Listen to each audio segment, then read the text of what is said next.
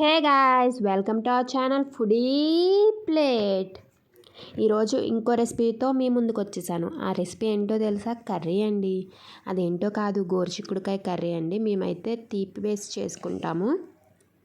So మీకు కూడా మా స్టైల్ రెసిపీ చూపిద్దామని చెప్పి వీడియో చేసేసాను.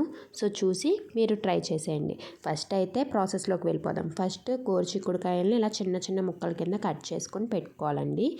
అది కట్ చేసుకున్నాక బాగా వాష్ చేసుకోండి. ఒకసారి ఉప్పు వేసుకుని వాష్ చేసుకుని అలా పక్కన వాటర్లో వేసుకుని పెట్టుకోండి. అలాగే చీరికల కింద చిన్న ముక్కల కింద కట్ చేసుకున్న ఉల్లిపాయలు, మరీ చిన్నవి కాదు, మీడియం, అలానే చీరికలు కాదు, రెండిట్లకి మధ్యలో కట్ చేసుకోండి. ఎందుకంటే తిన్నప్పుడు అవి కూడా టేస్ట్ అది బాగుంటుందండి. అలాగే కొంచెం చింతపండు రసం. ఇప్పుడు ఫస్ట్ ఒక కుక్కర్ తీసుకుని దాంట్లోకి మొత్తం గోరుచిక్కుడుకాయ ముక్కలన్నీ వేసేసుకోండి. ఇందాక మనం పెట్టుకున్నాం కదా, పక్కన కట్ చేసుకుని అవన్నీ వేసేసుకోండి. వాటర్ అది లేకుండా వేసుకోండి. ఇప్పుడు అవి వేసుకున్నాక దాంట్లో ఆల్రెడీ కట్ చేసి పెట్టుకున్నాం కదా ఉల్లిపాయ ముక్కలు, అవి కూడా వేసేసుకోండి. చింతపండు పేస్ట్ తీసుకుని ఉంచుకున్నాం కదండి, అది కూడా వేసేసుకోండి. చింతపండు పేస్ట్ కూడా వేసేసుకున్నాక దాంట్లో కారం అలాగే కొంచెం పసుపు వేసుకోండి. నేనైతే కారం 3 టేబుల్ స్పూన్స్ వేసుకున్నానండి. కొంచెం పసుపు వేసుకున్నాక దీంట్లోకి అయితే మేము బెల్లం వేసుకుంటామండి. చెప్పాను కదా బెల్లంతో చేసుకుంటాం, బెల్లం వేసుకుని కర్రీ అని చెప్పి. సో బెల్లం అయితే వేసుకుంటున్నాను. మీకైతే బెల్లం ఇష్టం లేదు తీయగా అంటే అది స్కిప్ చేసేయచ్చు. కానీ బెల్లంతో కూడా టేస్ట్ చాలా బాగుంటుంది. మేము చేసుకుంటాం ఎక్కువ, ఇది ఇలాగే చేసుకుంటాం ఎక్కువ. సో మీరు కూడా ఒకసారి ట్రై చేయండి. లేదు నాకు అస్సలు ఇష్టం ఉండదు, స్వీట్ వస్తే అంటే అది స్కిప్ చేసేయండి.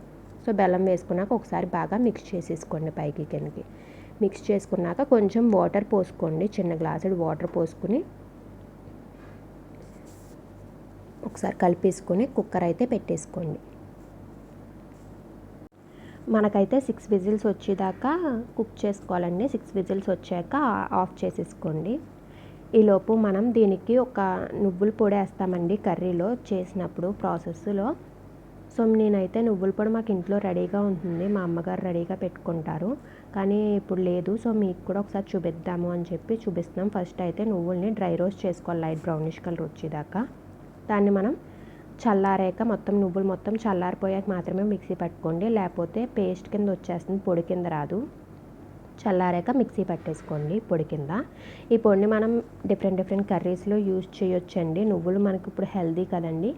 సో మేమైతే మా ఇంట్లో అయితే మా అమ్మగారు ముందే చేసుకుని ఉంచుకుంటారు కర్రీస్లో వేయడానికి. చూసారుగా ఇలా పొడి కింద చేసేసుకుని పక్కన పెట్టేసుకొని మీరు స్టోర్ కూడా చేసుకోవచ్చు. దీన్ని వేరే కర్రీస్లో కూడా యూజ్ చేసుకోవచ్చు. ఇప్పుడు మనకి 6 విజిల్స్ అయితే వచ్చేసాయండి. సో ఓపెన్ చేసి చూసేద్దాం. చూసారు కదా ఎంత నీట్గా ఉందో, బాగా కుక్ అయిపోయినాయి గోరుచిక్కుడుకాయలు మొత్తం. ఇప్పుడు ఒకసారి పైకి కిందకి కలుపుకోండి. వీటిని ఒక్కొక్క ఊర్లో ఒక్కొక్క పేరుతో చెప్తారు కదండి. మా గోదావరి జిల్లాలో అయితే గోరుచిక్కుడుకాయ అంటారండి. మరి మీ ఊర్లో ఏమంటారు కింద కామెంట్ సెక్షన్లో చెప్పండి, నేను కూడా తెలుసుకుంటాను. వాటర్ ఉన్నాయి కాబట్టి ఒకసారి స్టవ్ మీద పెట్టుకుని కొంచెం సేపు ఉడకనివ్వండి. ఎక్కువసేపు అక్కర్లేదు, 1 to 2 minutes. దీంట్లో మనం సాల్ట్ వేసుకోలేదు కాబట్టి సాల్ట్ కూడా వేసేసుకొని మిక్స్ చేసుకుని ఉడకనివ్వండి. అంటే కొంచెం ఆ వాటర్ ఇంకిపోయే వరకు అంతేనండి. ఎక్కువ కూడా లేవు మనకి, ఒక 1 to 2 minutes సరిపోతుంది. మనకి గోరుచిక్కుడుకాయలు ఇప్పుడే కదండి దొరుకుతాయి ఈ సీజన్లోనే ఇప్పుడు. సో చేసుకోండి. నేనైతే కొంచెం కరివేపాకు వేసుకుంటున్నాను, పచ్చి కరివేపాకు, ఎందుకంటే ఫ్లేవర్ అది బాగుంటుంది ఇలా వేసుకుంటే. మనం కర్రీలో వేసుకుంటాం కానీ ఫ్రై చేసుకుంటాం కదా, ఇలా వేసుకుంటే ఏంటంటే మీకు టేస్ట్ అది బాగుంటుంది, ఫ్లేవర్ అది. సో ఇప్పుడు మనం దీనికి మళ్ళీ కర్రీ చేసుకోవాలండి, వేరే ప్రాసెస్.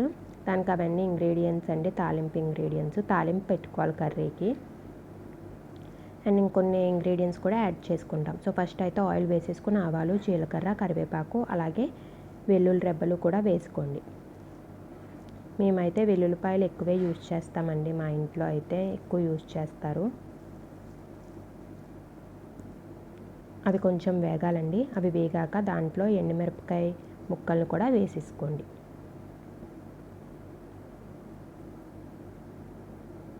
వేసుకుని ఒకసారి బాగా కలుపుకోండి. అవన్నీ ఫ్రై అయిపోయాక ఇప్పుడు దాంట్లోకి ఇందాక మనం కుక్ చేసుకుని పెట్టుకున్న గోరుచిక్కుడుకాయ కర్రీని మొత్తం వేసేసుకుని బాగా కలుపుకోండి. ఇప్పుడు కొంచెం ఇంకా వాటర్ ఉన్నాయి కాబట్టి అవన్నీ కూడా కుక్ అయిపోతాయి. మేమైతే దీన్ని మా ఇంట్లో గోరుచిక్కుడుకాయ పులుసు కూర అంటామండి. ఎందుకంటే చింతపండు వేసుకుంటాం కదా, అలాగే కొంచెం బెల్లం కూడా వేసుకుంటాం కాబట్టి అలా అంటాము. మీరైతే గోరుచిక్కుడుకాయని ఎలా ఇష్టపడతారు? ఫ్రై కింద, కర్రీ కింద, ఎలాగో కింద కామెంట్ సెక్షన్లో చెప్పండి. ఇప్పుడు మనం కుక్ అయిపోయింది కాబట్టి కొంచెంసేపు కుక్ అవుతుంది కాబట్టి ఈలోపు మనం ఇందాక పొడి చేసుకుని పెట్టుకున్నాం కదా నువ్వుల పొడి, అది వేసేసుకోండి. అది వేసుకుంటే ఏంటంటే మీకు కర్రీ కూడా థిక్ అవుతుందండి కొంచెం.